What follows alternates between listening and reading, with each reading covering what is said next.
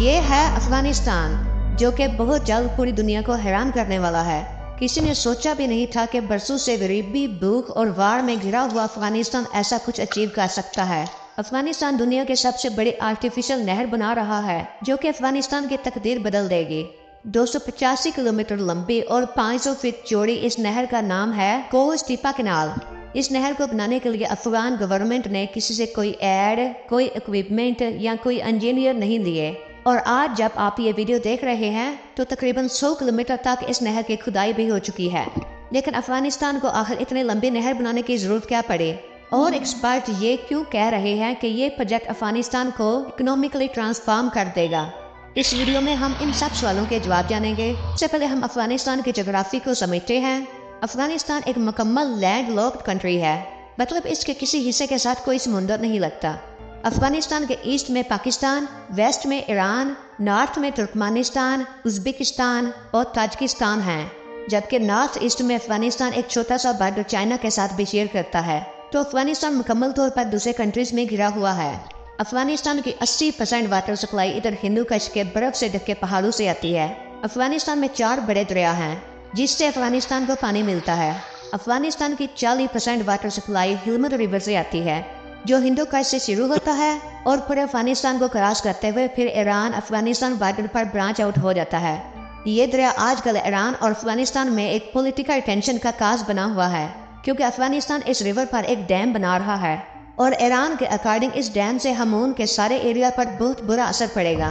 फिर दूसरे नंबर पर आता है अमू दरिया, जिसे इंग्लिश में द ऑक्सिस रिवर भी कहते हैं। रिवर ऑक्सिस सेंट्रल एशिया का सबसे लंबा दरिया है। ये नॉर्दर्न पाकिस्तान और सेंट्रल एशिया के बीच पामीर माउंटेन रेंज से शुरू होता है और फिर अफगानिस्तान ताजिकिस्तान बॉर्डर से गुजरता हुआ तुर्कमेनिस्तान में एंटर होता है। फिर उज्बेकिस्तान को क्रॉस करते हुए एरल सी में जाके गिरता है। यही वो रिवर है जिस पे कोस-टीपा कैनाल बनाई जा रही है, जिसे हम अभी आगे जाके वीडियो में डिस्कस करेंगे। इसके अलावा फिर अफगानिस्तान की बाकी वाटर सप्लाई काबल, हरीरोड और पंज रिवर से आती है। अफगानिस्तान दुनिया के इन चंद कंट्रीज में से है जिसका 70% एरिया पहाड़ों से कवर्ड है। अफगानिस्तान के सदर्न रीजन में ईरान और पाकिस्तान के बॉर्डर के साथ रेगिस्तान है, तो बेसिकली कंधार से नीचे ये सारा एरिया डेजर्ट है। अब अगर लोगों की बात करें तो अफगानिस्तान में सबसे ज्यादा एथनिक डिवीजन है। अफगानिस्तान की टोटल पॉपुलेशन का 42% हिस्सा पश्तून है, 27% ताजिक, 9% हजारा और 9% ही उज़्बेक हैं, और फिर बाकी अहमक, तुर्कमानी और बलोच वगैरह हैं। अगर हम हिस्टोरिकली देखें तो अफगानिस्तान सेंट्रल और साउथ एशिया का शायद सबसे इम्पोर्टेंट कंट्री है, क्योंकि यहीं से मुगल, तातारी, सूरी, गजनवी, अब्दाली और खलीज सब कंटिनेंट में आए। अब अगर वापस अफगानिस्तान के वाटर सिस्टम पर आए तो ये सारे दरिया अफगानिस्तान की वाटर रिक्वायरमेंट पूरी करने के लिए नाकाफी हैं, और इसीलिए अफगानिस्तान हमेशा से ही बहुत सख्त वाटर क्राइसिस का शिकार रहा है। लेकिन अमेरिका अफगान वार के बाद तो इसमें बहुत ज़्यादा शिद्दत आ चुकी है। असल में अफगानिस्तान के इस सारे नॉर्दर्न रीजन में पानी की बहुत कमी है, और इसी कमी को दूर करने के लिए अफगान गवर्नमेंट ने यह हाल सोचा है कि ऑक्सिस रिवर से एक आर्टिफिशियल नहर बनाई जाए, जो 285 किलोमीटर पर इस सारे नॉर्दर्न एरिया को पानी सप्लाई करेगी।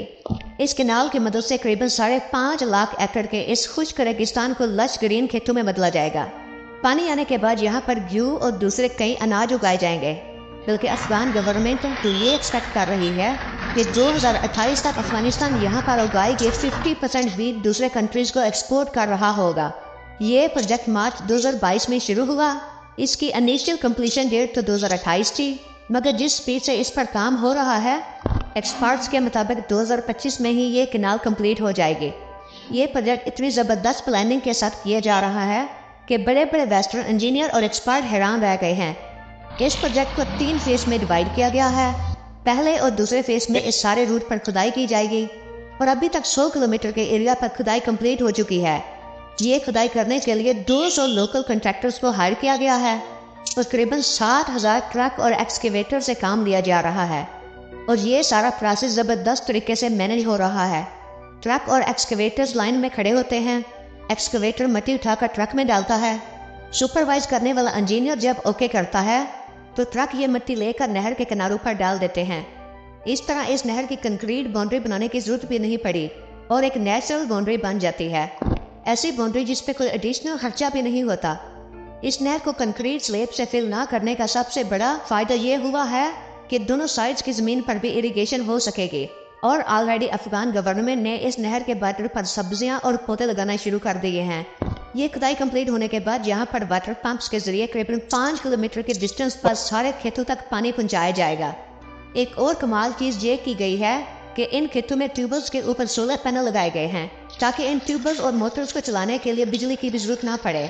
इस प्रोजेक्ट को लेकर काफ़ी मीडिया प्रोपेगेंडा भी किया गया था, जैसे कि वेस्टर्न एक्सपायर ने कहा था कि अफगान इंजीनियर इतने कम्पिटेंट नहीं कि वो इस प्रोजेक्ट को एग्जीक्यूट कर सकें। इसी तरह ऐसी रिपोर्ट्स भी आई कि कंट्रैक्टर्स को टाइम पे पैसे नहीं दिए जा रहे, मगर हकीकत इससे बहुत डिफरेंट है। सब लोकल्स इस प्रोजेक्ट से बहुत खुश हैं। सबसे पहले तो हज़ारों लोगों के लिए जॉब्स क्रिएट हुई हैं। दूसरा, हमने जब इस पे थोड़ा डीप रिसर्च किया तो ये चीज़ भी सामने आई कि कंट्रैक्टर्स को अगर टाइम पे पैसा ना मिलता तो ये प्रोजेक्ट इतनी स्पीड से आगे बढ़ता ही नहीं। इसके अलावा जोज़जान, बल्ख और फरियाब प्रोविंस में रहने वाले लोग भी बहुत ज़्यादा खुश हैं, क्योंकि अब इनके एरिया में पानी आएगा, जिसके बाद वो खेती बाड़ी कर सकेंगे, खाना उगा सकेंगे और पैसा कमा सकेंगे। इस प्रोजेक्ट पे अभी तक सिर्फ एक प्रॉब्लम आई है और वो है तुर्कमेनिस्तान और उज़्बेकिस्तान का इस रिवर पर क्लेम। इन दोनों कंट्रीज़ ने इस प्रोजेक्ट पर बहुत से क्वेश्चन उठाए हैं कि कैसे ये नहर इन दोनों कंट्रीज़ में इस दरिया से आने वाली वाटर सप्लाई को 50% तक कम कर देगी। अफगान गवर्नमेंट और इन दोनों कंट्रीज़ में इस इश्यू पर बातचीत चल रही है। तालिबान इन दोनों कंट्रीज़ को कन्विंस कर रहे हैं कि अलमाटी एग्रीमेंट ऑफ 1992 के अकॉर्डिंग अमू दरिया पर अफगानिस्तान का भी राइट है, और अगर तुर्कमेनिस्तान अपने फ़ायदे के लिए इस रिवर पर कराक्रम कैनाल बना सकता है तो अफगानिस्तान क्यों नहीं। कराक्रम कैनाल दुनिया की सबसे बड़ी नहर है और उसे तुर्कमेनिस्तान ने 1988 में बनाया ताकि ऑक्सस रिवर से पानी लेकर कराक्रम डेजर्ट में इरिगेशन की जा सके। इस कैनाल की वजह से तुर्कमेनिस्तान ने इस पूरे रेगिस्तान को सरसब्ज खेतों में तब्दील कर दिया, और ऐसा ही कुछ अफगानिस्तान भी करना चाहता है। अब यहाँ पर एक और इंटरेस्टिंग चीज़ ये भी है कि उज़्बेकिस्तान और तुर्कमेनिस्तान अफगानिस्तान के लिए बहुत ही ज़रूरी हैं। अफगानिस्तान की करीबन 80% इलेक्ट्रिक सप्लाई इन दोनों कंट्रीज से आती है। इसी तरह अफगानिस्तान की एक्सपोर्ट का एक बड़ा चंक इन दोनों कंट्रीज से गुजरकर जर्मनी, नेदरलैंड, बेल्जियम और ऑस्ट्रिया जाता है। तो ये दोनों कंट्रीज इस नहर के बदले अफगानिस्तान से कई और चीज़ों पर नेगोशिएट करेंगे।